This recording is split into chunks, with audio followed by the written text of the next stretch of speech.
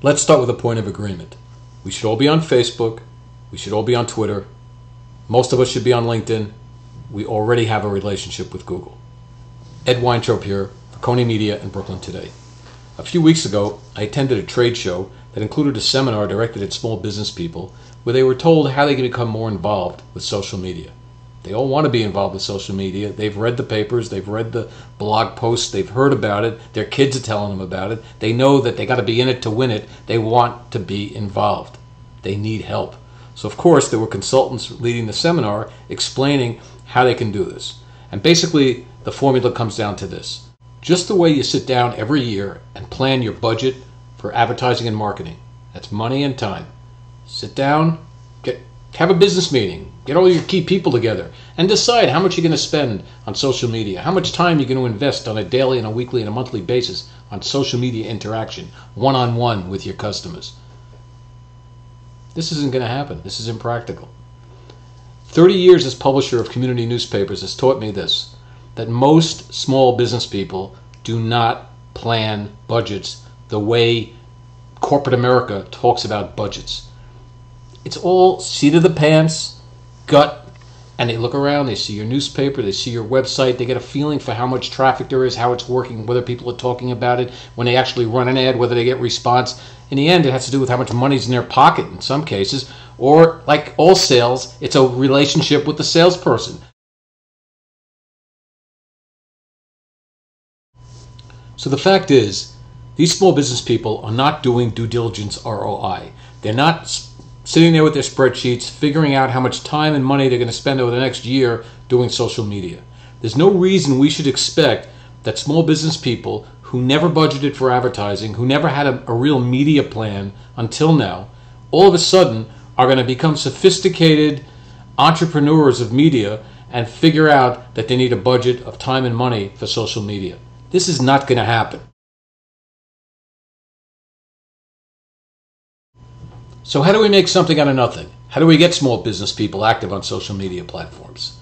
There's 3 ways to go. First, we could do what those consultants suggested at the trade show, which is we set you up, we train you, you're on your own. The kids leave home. That's the best way to go. That's the pure social way to do it. Second way, you farm out the work. There's no sin in having someone speak on your behalf. For years, businesses have done this. You've hired public relations people. You've hired advertising agencies to create the image that the public would see of your business.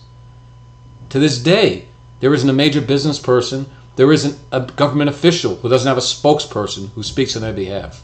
Why should we expect that every business person is going to be able to interact personally with customers?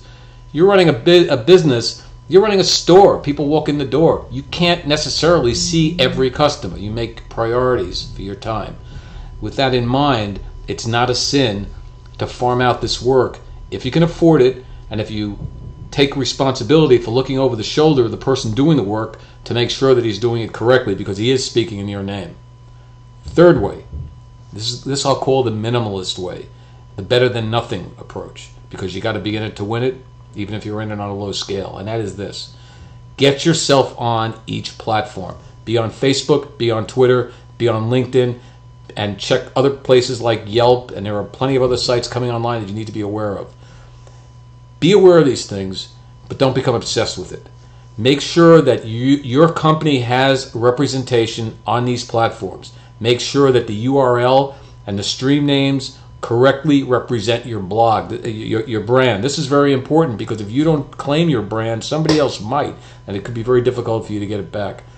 So even if you're not able to post on a regular basis, even if you can just post occasionally, be there. So when someone looks for you, they find you. Because when they're looking to do business with you, and if you're not where they expect you to be, you can very well lose the business.